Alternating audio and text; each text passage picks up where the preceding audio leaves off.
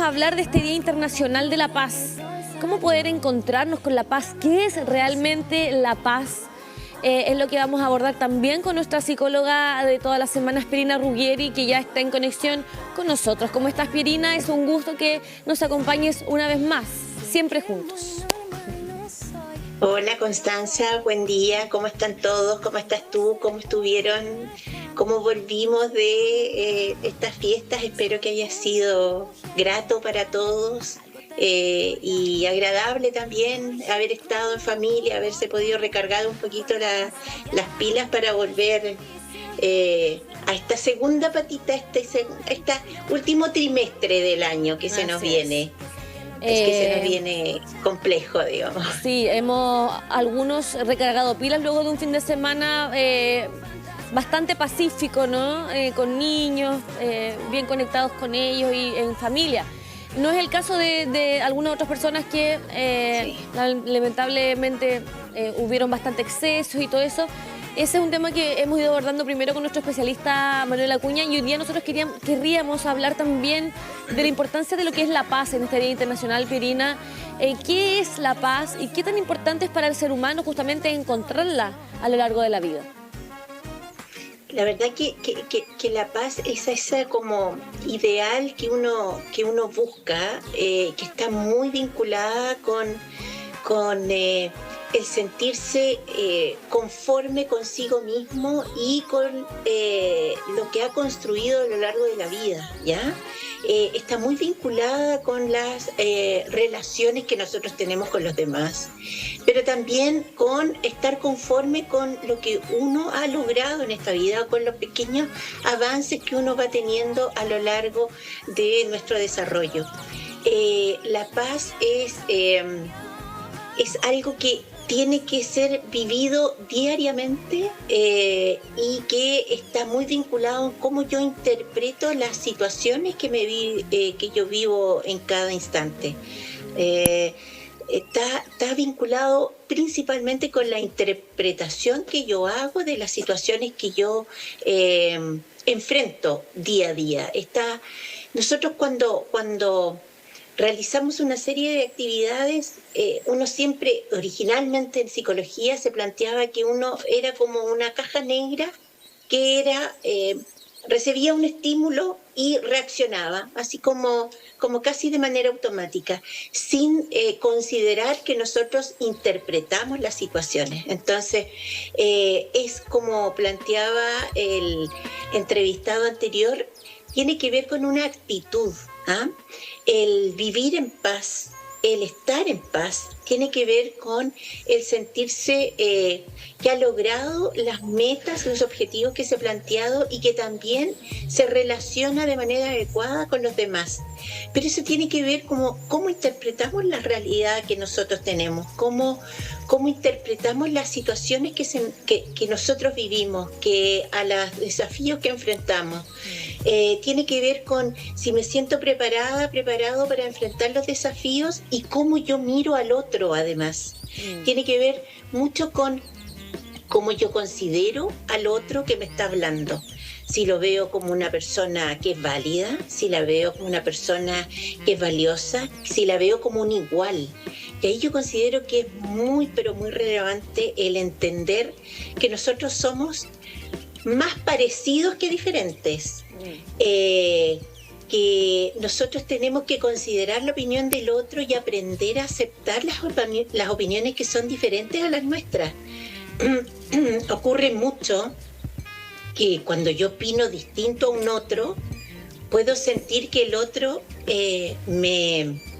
me siente como que estoy en la orilla contraria, en el bando contrario.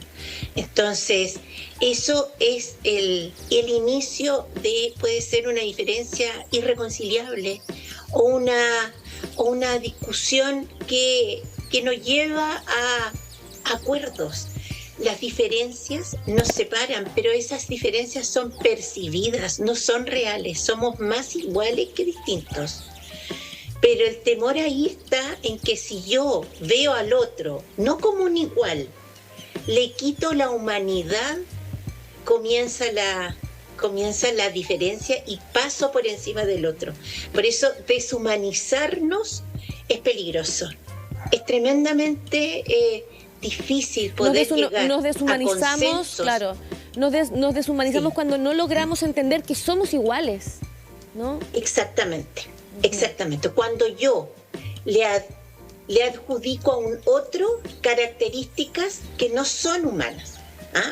Es un tonto, es una persona inferior a mí, es una persona... Y lo hemos visto en la historia de la humanidad. Uy, lo hemos visto ahora, hace semanas también en nuestro mismo país, como las redes sociales van bombardeando esta rivalidad tan incluso inhumana, ¿no? De tratarnos mal, de no comprendernos, de no respetar las opiniones, de violentar constantemente al que piensa distinto a ti. El pensar que el otro cometió actos y ahí es muy relevante no perder el juicio de realidad, no perder la cordura de que en el fondo estamos hablando de un ser humano igual que mí. Por lo tanto, que tiene una historia, que tiene una infancia, que tiene familia, que tiene hijos. Entonces, cuando llega a tal nivel de deshumanización que tú puedes ver que tu vecino que vive frente tuyo, tú no lo ves como una persona igual a ti, sino que es como un ser, o casi inferior a un ser. Entonces, eso facilita la violencia, eso facilita que yo maltrate, ningunee, destruya y no considere la opinión del otro y no considere el bienestar del otro. Entonces tiene mucho que ver con lo que conversamos antes, pero tiene... ¿Cómo logro yo un bienestar personal? Bueno, el bienestar personal es importante, pero no se diferencia del bienestar. O sea, yo no puedo estar bien si mi comunidad no está bien. Y eso es muy relevante entender. Y enseñar desde los primeros años. Yo soy comunidad. Los seres humanos somos seres físicos, tenemos una biología, tenemos una psicología y también tenemos una espiritualidad. Nosotros somos multidimensionales y nosotros vivimos en comunidad, somos seres, somos una especie que vivimos en comunidad, somos una especie colaborativa, tenemos que tener una mirada de colaboración. Nos va a ir mejor si colaboramos todos, nos va a ir mejor si consideramos las opiniones diferentes, porque puede ser, por ejemplo, en la pega, que muchas veces la opinión que difiere puede que en ella esté la solución al problema. Pero aquellos que cuando nosotros perdemos, por ejemplo, la capacidad de asombro, de disfrutar de algo distinto, de disfrutar las pequeñas cosas que la vida nos entrega, si perdemos esa capacidad, entonces nos transformamos en seres autómatas, que creemos que tenemos la verdad por sobre los demás. Entonces es más difícil trabajar en comunidad, más difícil considerar las opiniones diferentes. Entonces es muy relevante no perder el norte, que somos seres que vivimos juntos con otros y que el logro del objetivo es mejor lograrlo en compañía de los demás, considerando a los otros, considerando las opiniones diferentes, no deshumanizando, y le podemos agregar que es algo tan relevante y tan comúnmente nombrado, que es la empatía. Pero la verdad que la empatía es más que ponerse en el lugar del otro, es entender la emocionalidad del otro, lo que el otro está viviendo, porque somos seres emocionales. Entonces necesitamos conectarnos con nuestras emociones. Las emociones nos motivan, nos permiten disfrutar de la vida. Entonces las emociones son útiles porque son parte de nuestra biología. Claro. Es relevante eso. Sí, Pirina, ¿por qué siendo tan nociva la violencia, hoy día se normaliza, se permite, incluso se respeta ser violento?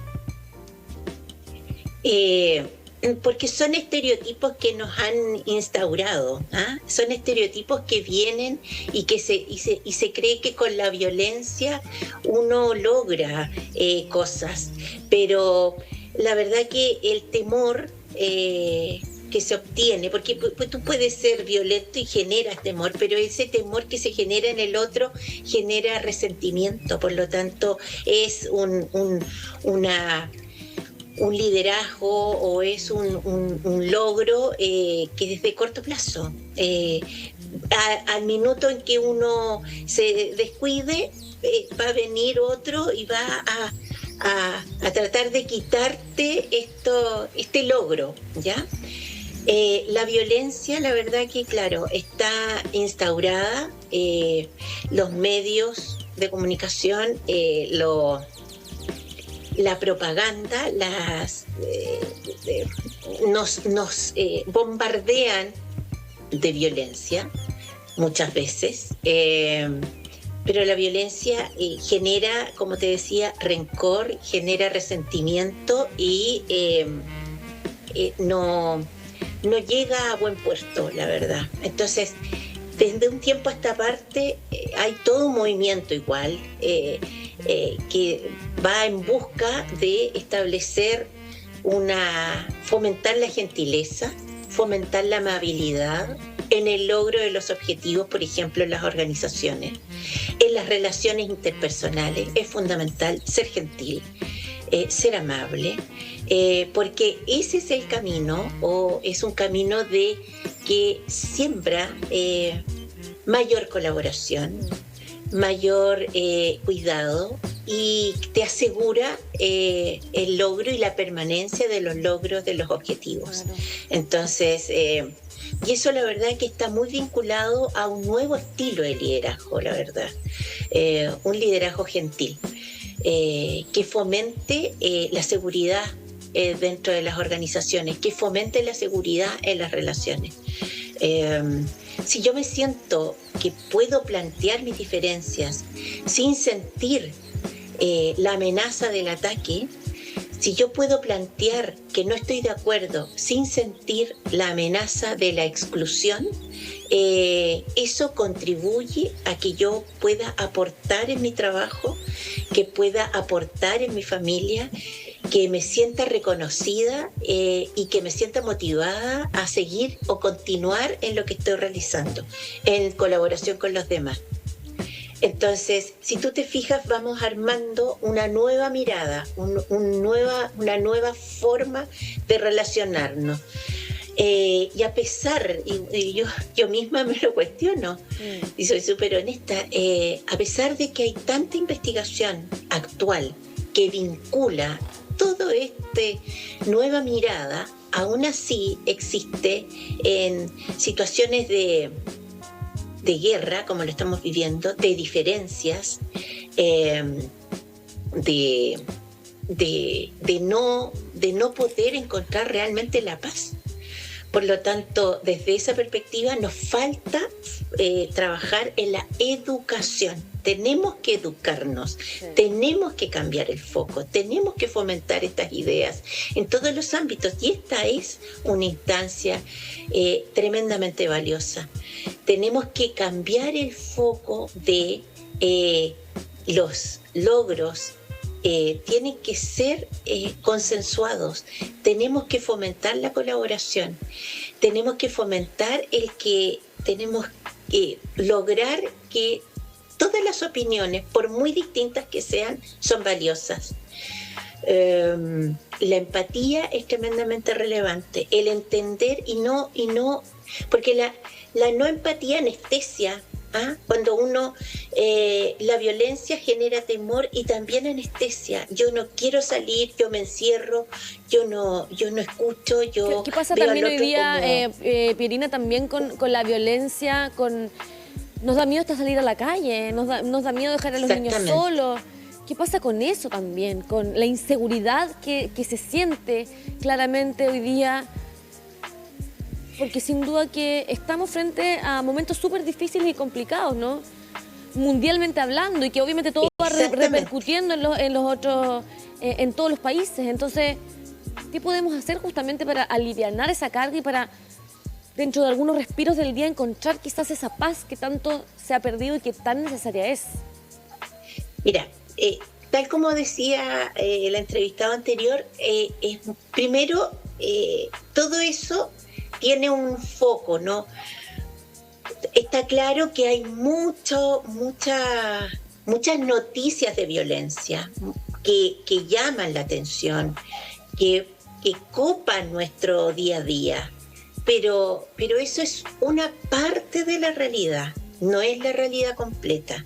Por lo tanto, es relevante hacer esa diferencia. No estamos cayendo en un caos total y absoluto. También hay situaciones de encuentro, de solidaridad, de ayuda. Entonces hay que primero considerar que eso es una parte, que ya hay una parte más importante, que es mayor, diría, que esa parte de violencia, que es de colaboración, de ayuda, de comprensión, de amabilidad, ¿ya?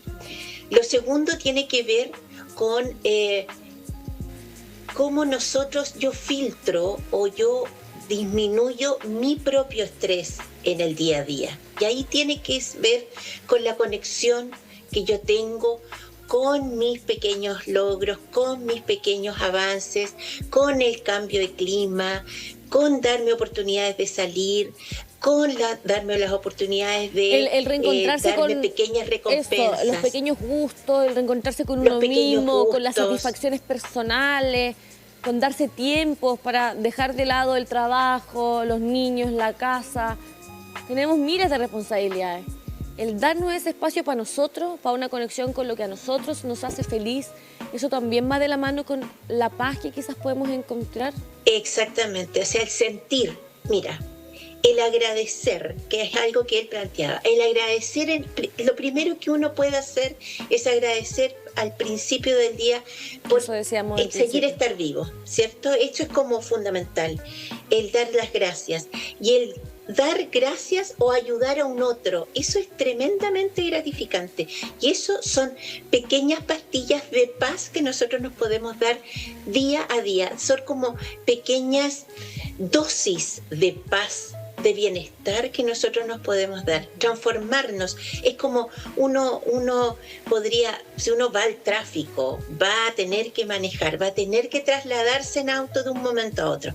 Yo lo sé. Ahora, es un tema de actitud. ¿Cómo quiero que ese traslado sea? Si me voy a conectar con el estrés de mi alrededor o yo elijo, y ahí hay un tema que es muy relevante y tiene que ver con la actitud y con la voluntad. Yo elijo no estresarme. ¿Y cómo lo hago? Me predispongo. Hoy voy a llevar una música sirve, por ejemplo, agradable. Sirve, por ejemplo, la religión, sirve, por ejemplo, el yoga, sirve, por ejemplo, todos estos trabajos internos, emocionales y espirituales, la meditación todo. También. Por eso, sirven esos mecanismos para uno encontrar esa conexión que tanto necesita con esa paz en este día internacional. Acuérdate que yo te dije, nosotros somos seres biológicos, ¿no?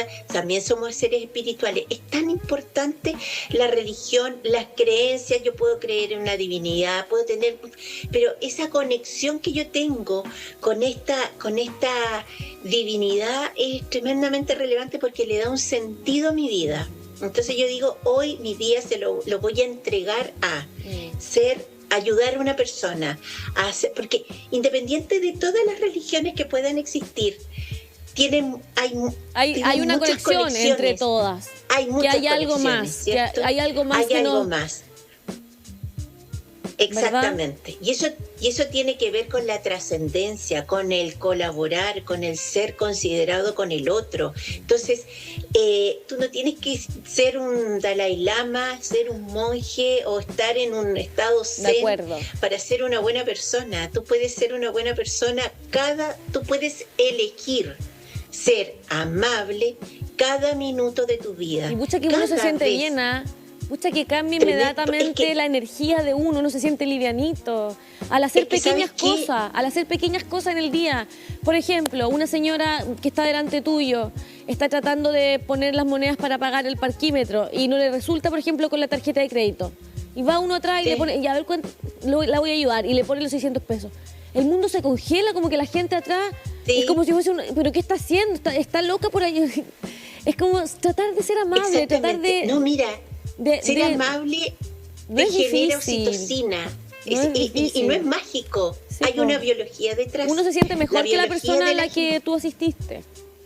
Sí, la biología de la gentileza está basada en nuestros neurotransmisores. Por eso te digo, nosotros somos una especie de colaboración, somos seres gregarios que vivimos en sociedad y somos eminentemente colaborativos, Claro. ¿ya? Lo que pasa es que, claro, tenemos el temor, tenemos la rabia, que son emociones que están vinculadas con nuestra sobrevida como especie. Pero en el día a día, son pocas situaciones que nos generan un peligro de vida. ¿Ah? Y sobre todo si uno se asusta por situaciones, acuérdate que yo ya lo había dicho, uno generalmente se estresa por situaciones que van a ocurrir, pero el 90 o 92% de esas situaciones que nosotros creemos que van a ocurrir nunca ocurren. Entonces uno se estresa por algo que eventualmente nunca va a ocurrir. Entonces, el temor que las situaciones, No, exactamente, y el temor a la muerte, y el temor a las enfermedades, estar constantemente pensando, me duele acá, tengo algo acá, ay, me voy a enfermar, ay, me va a pasar algo. El estar siempre como alerta a lo negativo, a lo que nos pueda o no pasar. Yo creo que eso también nos aleja mucho de lo que es el concepto de paz, ¿no? Nos aleja mucho de la paz interior. Si yo estoy bien conmigo misma, si yo me siento conforme con lo que he hecho, si yo soy capaz de reconocerme, autoapreciarme, perdonarme por los errores que yo he cometido. ¿Quién no ha cometido errores? Quererme, valorarme, sentirme que soy suficiente y que soy merecedora de amor. Si todo ese amor propio lo vuelco en mí, eso tiene como consecuencia que yo me transformo en una persona más amable conmigo y con los demás. Por lo tanto, hay mucho trabajo personal y que también se ve contribuido si yo elijo ser amable con un otro. Por lo tanto, se genera como esta sinergia de que yo me quiero y cuando yo me quiero también me permito querer a un otro. Entonces, esa oxitocina que se genera, que me genera a mí mucho agrado, mucho placer y mucha paz, es fundamental para ir cambiando esta constante de que te cuentan de que el mundo es terrible, de que hay mucha guerra, mucho rencor. Acuérdense de no deshumanizar, consideren que en el fondo, cuando el otro me plantea una idea, es una idea, no es el otro. Separemos la persona de la conducta, separemos la persona de las ideas. Yo puedo tener una idea, y yo pude haber tenido una idea a los 20 años, y hoy pienso completamente distinto y está bien, porque yo evoluciono, yo cambio, yo maduro, yo reflexiono. Entonces, pero cuando yo considero que si la otra persona plantea una idea que yo no comparto y pienso que esa persona es esa idea y la ataco y le contradigo y la considero que está errada, puede que esa persona considere que estoy atacando a su esencia. Entonces, exacto, es importante que yo haga esa diferencia.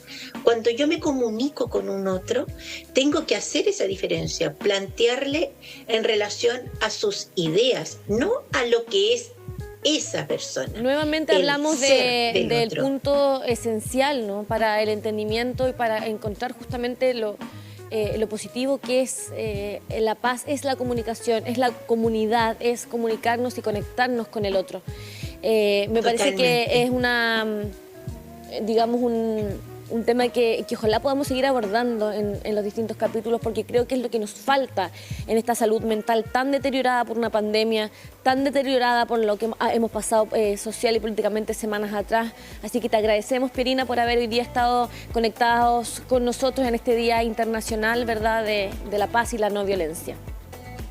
Constanza, muchísimas gracias a ustedes. Espero haber sido, una vez más, haber colaborado con estas ideas y lo único que quiero transmitirles, que se queden en casa, es que es posible encontrar la paz.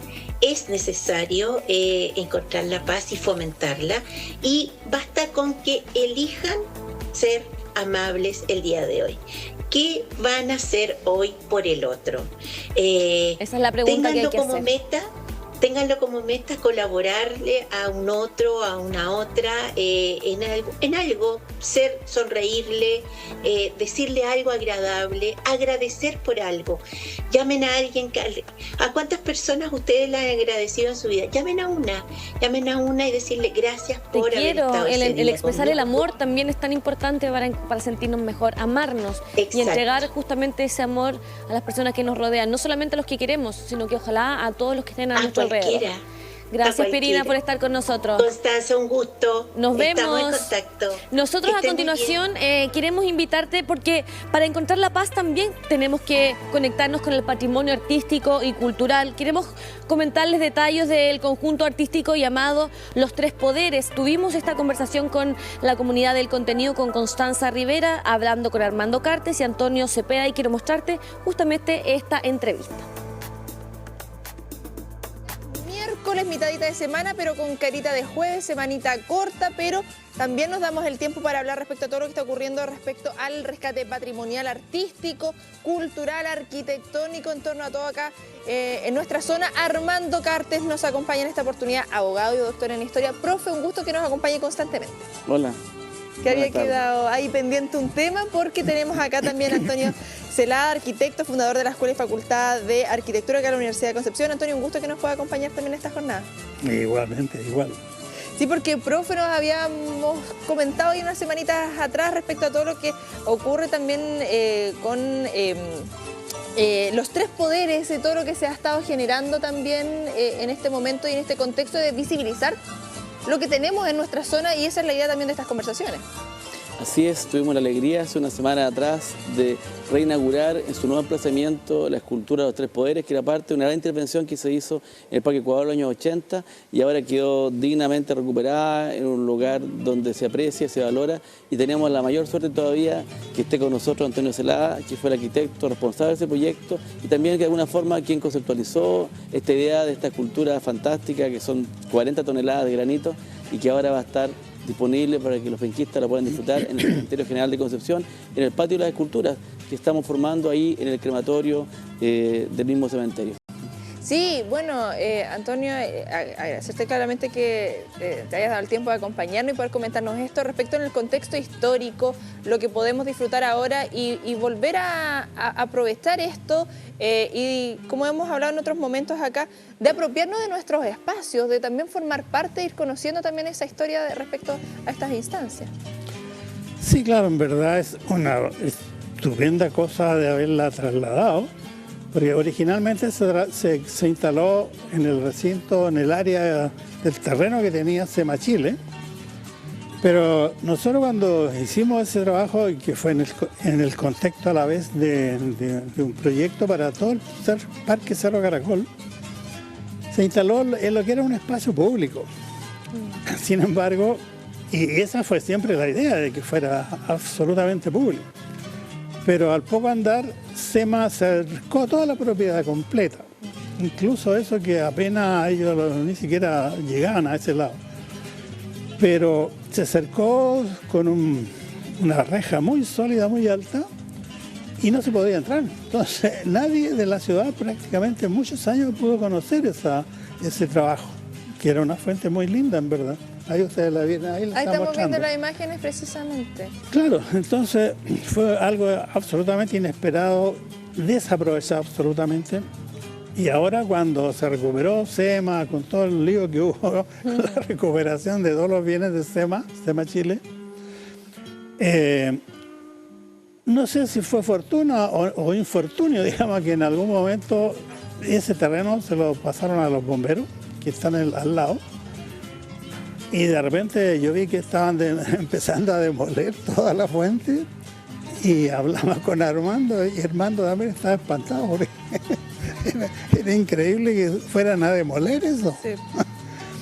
Por lo que significa, y como indicas esto de que haya estado excluido de las personas, que no haya estado ahí al acceso, porque a opinión personal, y ahí, profe, usted dentro también de todo lo que sabe y su conocimiento, las obras, los espacios, si no son visitados, si no son visualizados, si no son aprovechados por la ciudadanía, es como que no existieran.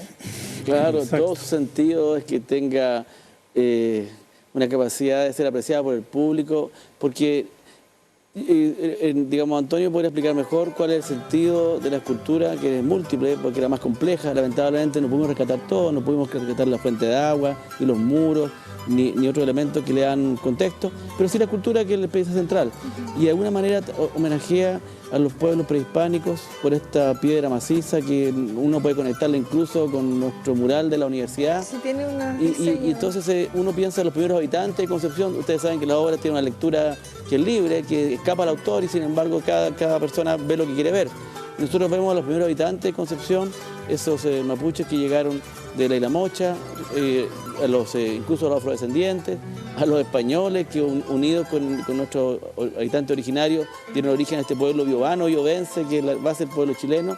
O sea, realmente yo creo que es un lindo lugar para reflexionar, para recordar y para poner en valor también que esta ciudad, que ahora va a cumplir 500 años, tiene una historia que se remonta mucho más profundamente en el poblamiento de América, y esta escultura para mí tiene todas esas lecturas, y su calidad abstracta permite justamente que podamos darle el contenido que queramos, y sobre todo el goce estético de una pieza importante que instalada en el cementerio tiene una nueva lectura, porque dialoga muy bien con las tumbas de granito, con los mausoleos ortogonales del cementerio, incluso con el edificio crematorio, que es un edificio también de línea recta, muy simple, muy pura, y entonces se genera una instalación que es distinta a la original, pero sin embargo también es interesante y valiosa. Está puesta en altura, cerca del río. Yo creo que Antonio, cuando la vio instalada, bueno, quizá habrá lamentado que no estaba completa, pero también se da cuenta que tiene una nueva vida en su actual ubicación. Yo lo vi muy contento ese día que estuvimos juntos ahí. Sí, Va evolucionando también, Pero muchas veces las piezas quedan ahí y se mantienen estáticas, pero acá cambia de locación, cambia también su... No, se recuperó en realidad 100%, porque había sido un desastre en realidad, inesperado todo lo que había pasado.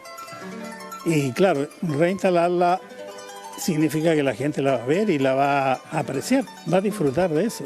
Y con mayor razón, nuestro escultor también, Enrique Ordóñez, que está muy mal de salud, está en Santiago ahora, y es como un renacer, digamos, después de todo. Y la buena suerte es que la institución, digamos, que dirige el alcalde y Armando, se preocupó de eso. Sí, el trabajo que ustedes ven ahí de armar y desarmar eso tiene un costo tremendo. Nadie lo podría haber hecho de mutuo propio. Entonces, tiene que ser algo institucional, y afortunadamente así sucedió. Y ahora es una gloria tenerla ahí instalada para el disfrute de toda la ciudad. Es una gloria y una alegría muy grande. Yo vi el entusiasmo de los funcionarios del cementerio, de nuestro arquitecto, nuestro equipo, los mismos bomberos con la séptima compañía ayudaron mucho. Hizo falta una tremenda grúa, 4 camiones para trasladarla. Recordamos que el mismo cantero, que en su oportunidad la talló, Eugenio Rojas y sus hermanos, él en su época lo hizo con un tecle nomás, ahora tuvimos la tecnología que lo pudo ayudar, pero ahí se ve también su arte, y está puesta por peso, por masa, o sea, como un puzzle tridimensional, hay que armarla en su lugar como un Lego, como dirían los niños, como un Tetris. Y no solamente quedó puesta en una base de concreto muy sólida para que se mantenga estable, también se hizo un paisajismo. Se le hizo también iluminación nocturna, que es maravillosa, como va jugando en la noche esto que ocurre. Y además una muy buena placa explicativa y un catálogo, porque si bien cada cual puede leer lo que quiera, la estatua, la estatua tiene una historia, y yo creo que ese urbanismo de Concepción de los años 80, la labor de varios arquitectos encabezados por Antonio, el mismo escultor que ya no está, digamos, presente acá, aunque tiene una historia en la ciudad, tiene varias obras, va a quedar rescatada y mucha gente va a aprender y va a disfrutar. Yo creo que esto es lo que queremos hacer, digamos, que como el cementerio es el reflejo de Concepción en la otra ciudad, lo que va ocurriendo en la ciudad lo que se va muriendo en la ciudad tiene nueva vida en el cementerio, las personas, pero también los estilos arquitectónicos, las plazas y por supuesto el arte público. Y algo que constantemente hemos abordado, profe, de no darle la espalda al cementerio, como que lo vemos tan... hemos ido cambiando esa concepción en todo caso, como de tan lejos, de como algo malo, y no, si al final tenemos que aprovechar también lo que tenemos dentro de lo arquitectónico. En ese sentido, el rearmar esto, las piezas, lo que fue su origen y cómo fue pensado en ese contexto, en esos años, y también cómo queda actualmente. A veces uno dice, las cosas pasan porque pasan y tienen ahora otro sentido como no fue quizás pensado en su inicio. Claro, originalmente en realidad nos encontramos con una antigua piscina municipal nosotros ahí en ese terreno, que estaba hecho un desastre, era un hoyo nomás de concreto, ¿sí?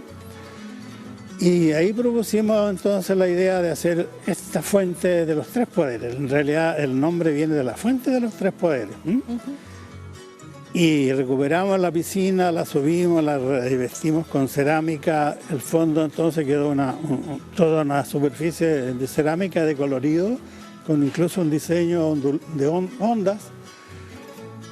Que eso en el fondo era un homenaje al agua y que además se iba a expresar en una especie de columna de agua compuesta por 3 chorros de altura y que iba a demostrar la potencia de la naturaleza. Eso era en el fondo eso. Después venía un muro que ustedes ven en la imagen, que es un muro de hormigón armado, pero hecho con cemento blanco y con una harina blanca también, que tuvimos que ir a buscar a las minas de Lota. Increíble. Sí. La idea era que quedara casi como un mármol y quedó muy bien ese muro. Eso en Schwager ahí en Maule estaba... Claro, estaban botados en unos montones. Yo me acuerdo de niño ir para allá, un mármol blanco era como nieve. Sí, ya no queda nada. Era muy lindo. Y yo mandé a la gente que estaba haciendo eso, que fueran en la noche también, a sacar camiones de esa arena. No había ni siquiera cómo comprarla. Y la trajimos y con eso se hizo ese muro que tiene una dirección bien especial, que es medio diagonal, pero ese muro representa el poder del intelecto a la vez casi diría yo, de la posición inteligente del hombre frente a todo. La razón humana. La razón humana, eso es en el fondo lo que representa ese muro. Y la fuente, perdón, la escultura, la gran escultura que representa en verdad a la raza humana. No es la raza ni araucana, ni mapuche, ni que los chilenos. Somos todos. Eso en el fondo lo que está representando esa potente fuerza expresiva que es la piedra, el granito. Lo que señalaba el profe también respecto a, claro, lo que los autores, los creadores de estos dan como, o que tienen en su mente, pero cómo las personas también van quizás tomándolo desde otras perspectivas. ¿Cómo se ve eso también y en este contexto ahora que vuelve a estar a disposición de la ciudadanía? Claro, por eso igual yo creo que Armando es el culpable en buena hora de haberla llevado por un lado y por otro lado ponerle a la escultura de los tres poderes, que quedó todo sintetizado en ese gran elemento, el nombre completo, digamos, fue la escultura ahora de los tres poderes.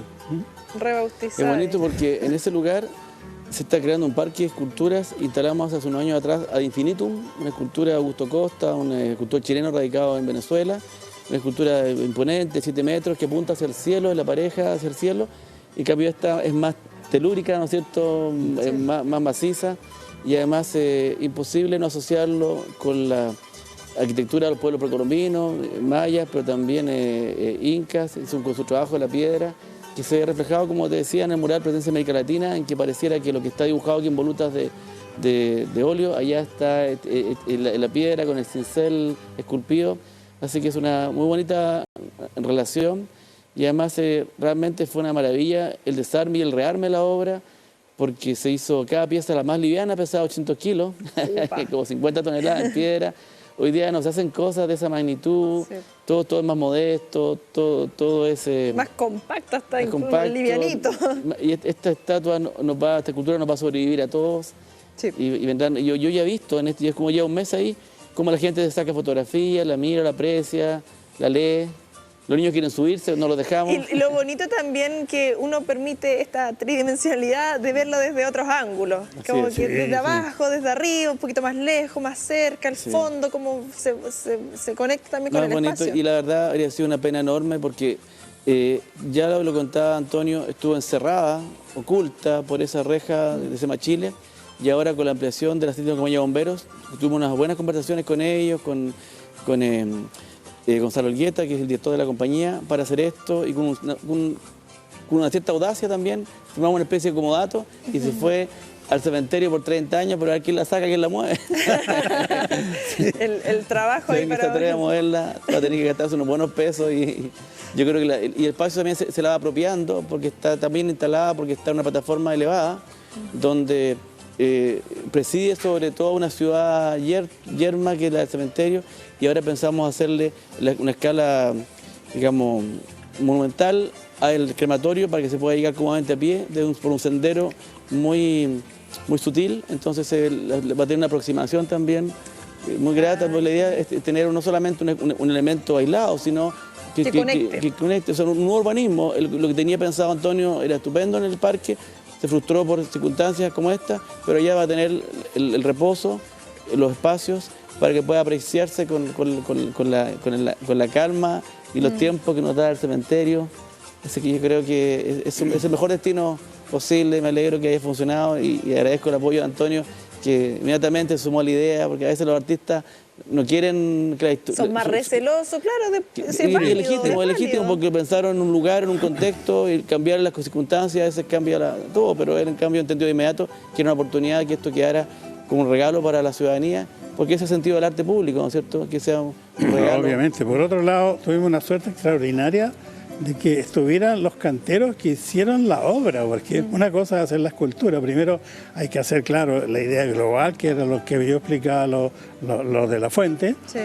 pero después viene esta tremenda masa de pétrea, y eso, claro, fue diseñado por Enrique y conmigo, entre los dos lo hicimos, pero después tiene que hacerlo alguien, materialmente romper, trabajar toda esa piedra, y eso lo hizo una familia de canteros, de que son 3 hermanos, y que afortunadamente aún están activos. Entonces fueron ellos los que nos ayudaron a desarmar eso y después a rearmarlo, si eso no es fácil armarlo. Incluso más, estaba rayado con spray, como ocurre a veces por artistas claro. improvisados, y no fue posible limpiarlo con elementos químicos, porque estaba tan dañada la piedra a través de los años, y gracias a que estaba el cantero original, que fue capaz de pulirla nuevamente, la obra se modificó sutilmente, pero en definitiva, ¿qué más legítimo que lo rehiciera y lo reparara el mismo que lo hizo originalmente? O sea, en el fondo es como decirle a Da Vinci, oye, se nos corrió la pintura de la Mona Lisa.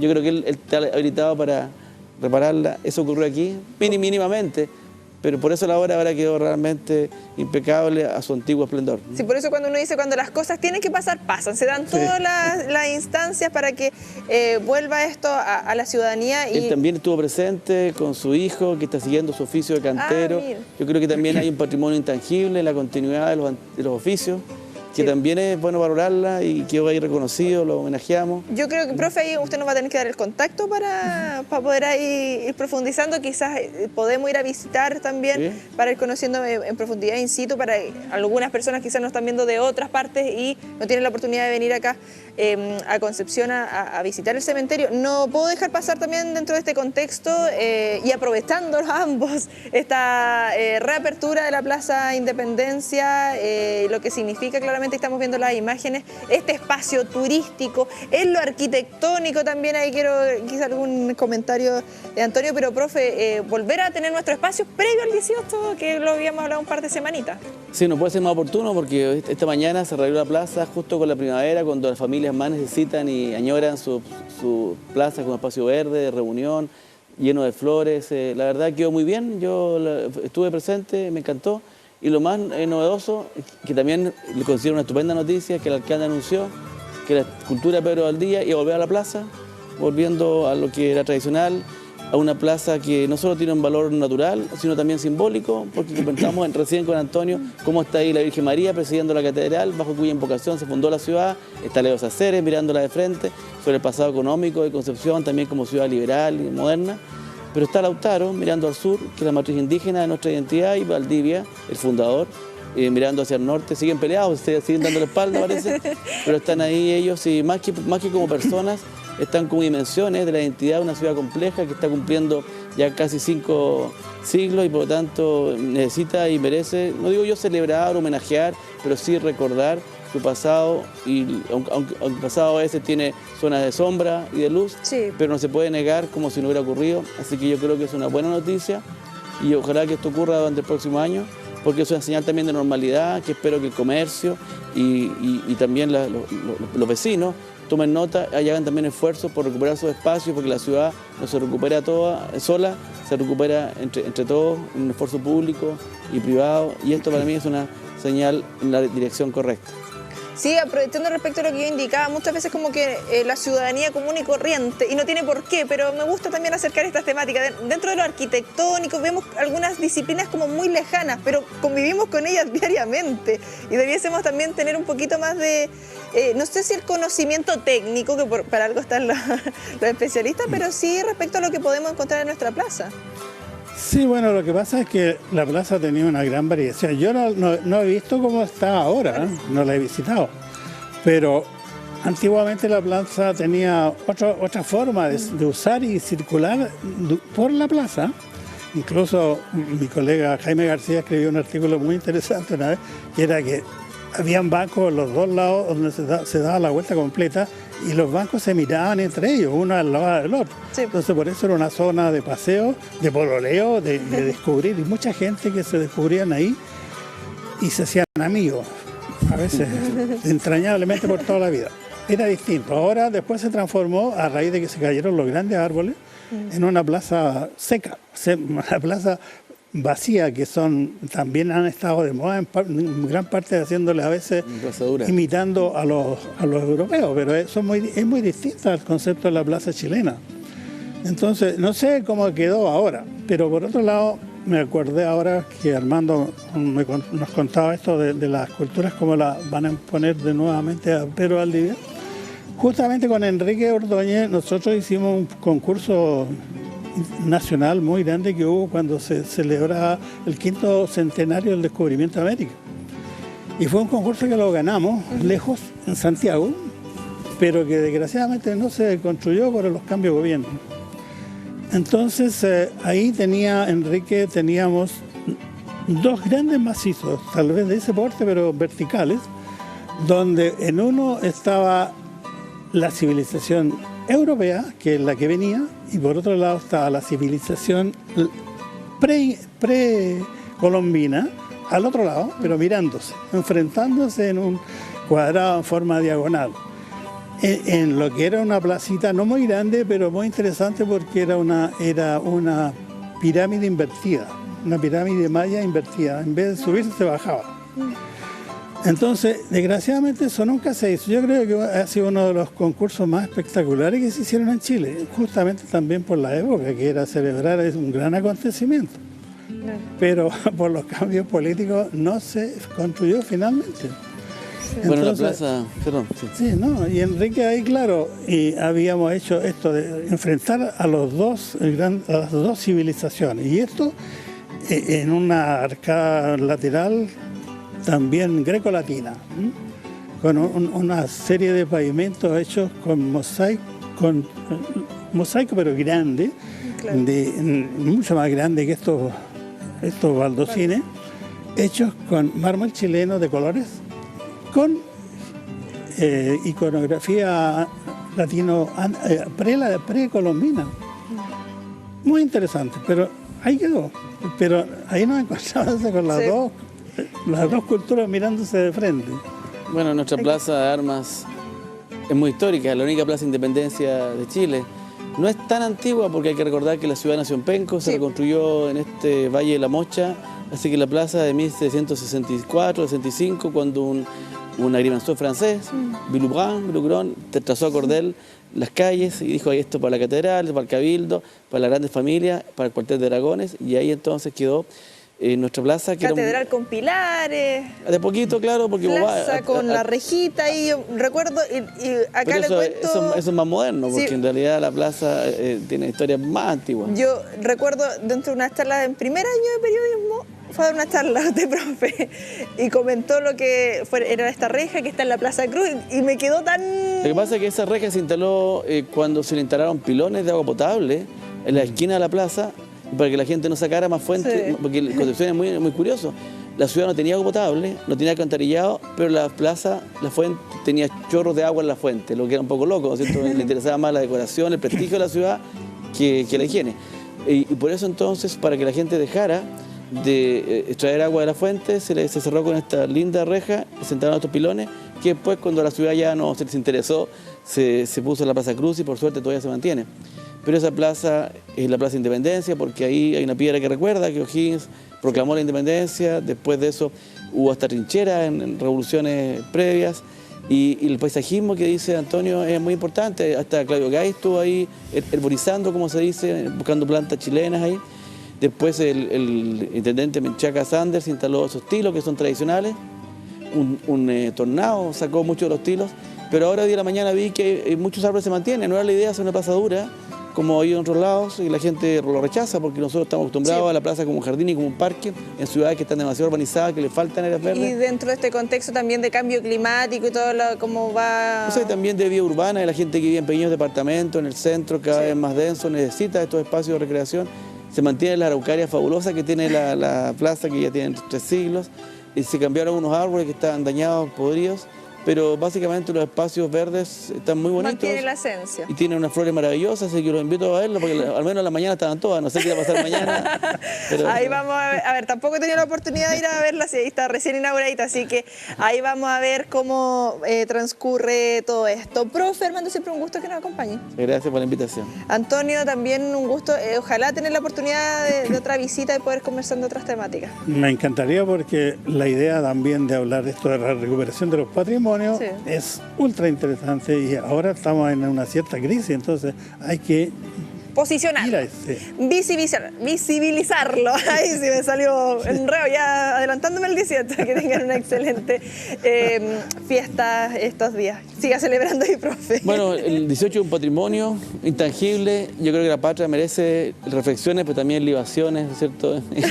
Claro. brindis. Manera. Así que lo haremos todo, solo por Chile, por amor a Chile.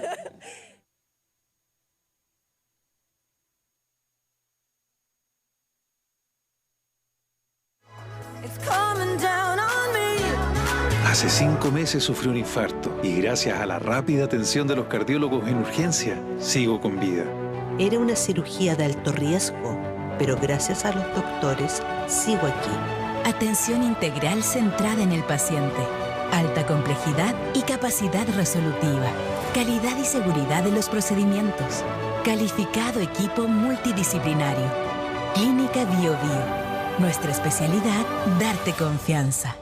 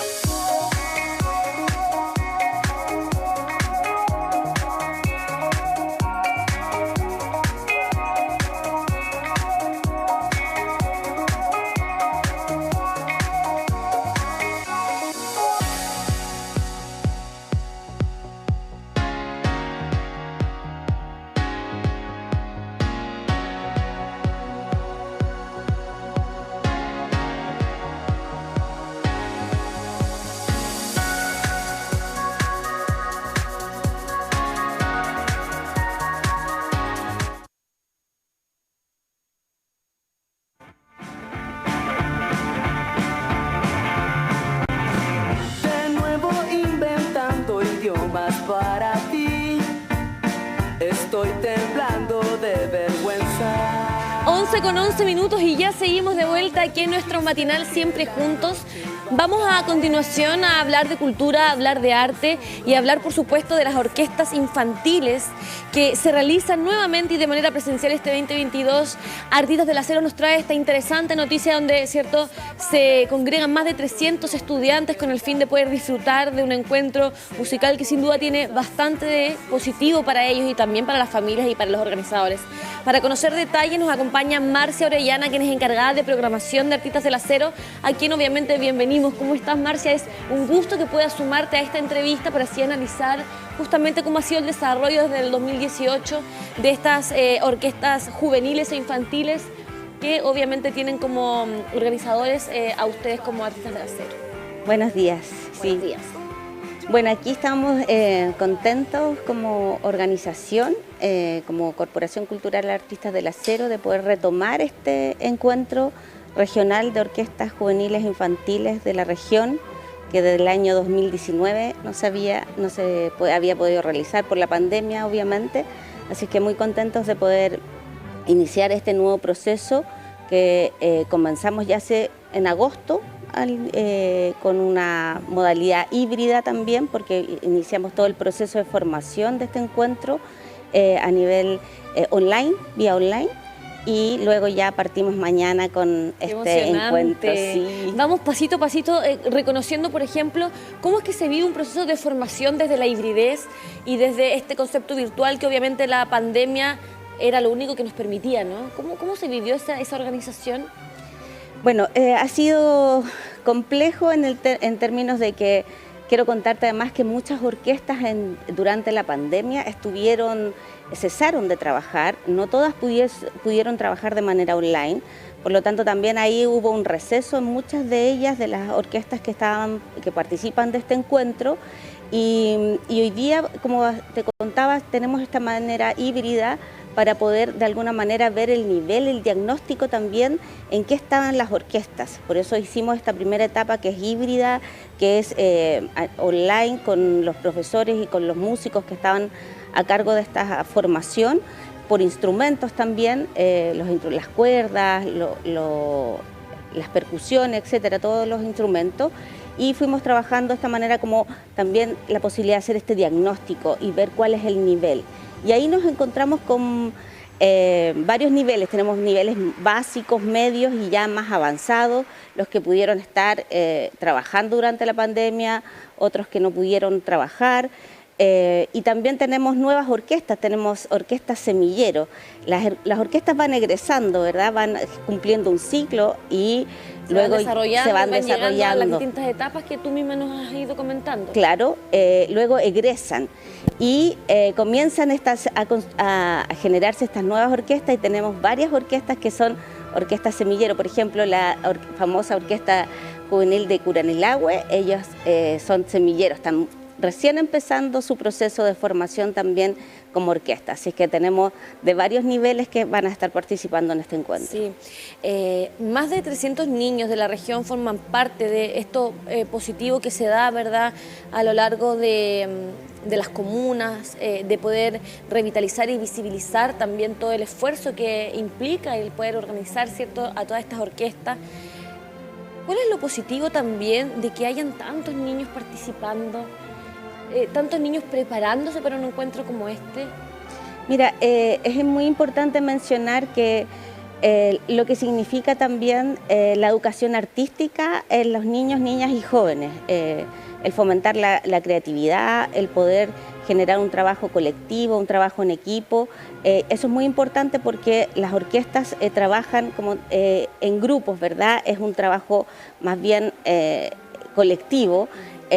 Lo que significa que este proceso también ayuda mucho a trabajar en equipo, a poder socializar, a poder generar intercambio, a poder escucharse, a poder relacionarse. Y el poder retomar este encuentro ha sido de verdad maravilloso porque están muy ansiosos y ansiosas de poder llegar nuevamente a reencontrarse. Muchos se pueden reencontrar. Te quiero comentar que dentro de las experiencias interesantes que hoy día tenemos. Tenemos además hoy día profesores que están dirigiendo, jóvenes que están dirigiendo las orquestas y que fueron parte de su orquesta. Entonces ahí también hay un proceso formativo, un proceso de crecimiento también en el ámbito musical importante, que hoy día los llevan a ser directores de sus propias orquestas donde ellos estuvieron formándose. Claro, el ir egresando paso a paso, cumpliendo etapas para hoy día poder llegar incluso a dirigir. Me imagino que tiene que llenarlos de orgullo, es un desafío maravilloso, ¿verdad? Que implica, como hemos ido hablando, el esfuerzo y la constancia también de un proceso que obviamente ha sido distinto, ¿no? Por el tema de la pandemia y todo eso. Señor director, no sé si podemos escuchar un pedacito, porque en imágenes estamos acompañando justamente la posibilidad de que la gente conozca y entienda de lo que estamos hablando cuando hablamos de este encuentro regional de orquestas juveniles e infantiles de la región del Biobío. Vamos a dejarles un segundo para que puedan escuchar lo que se vive y lo que se va a vivenciar justamente mañana.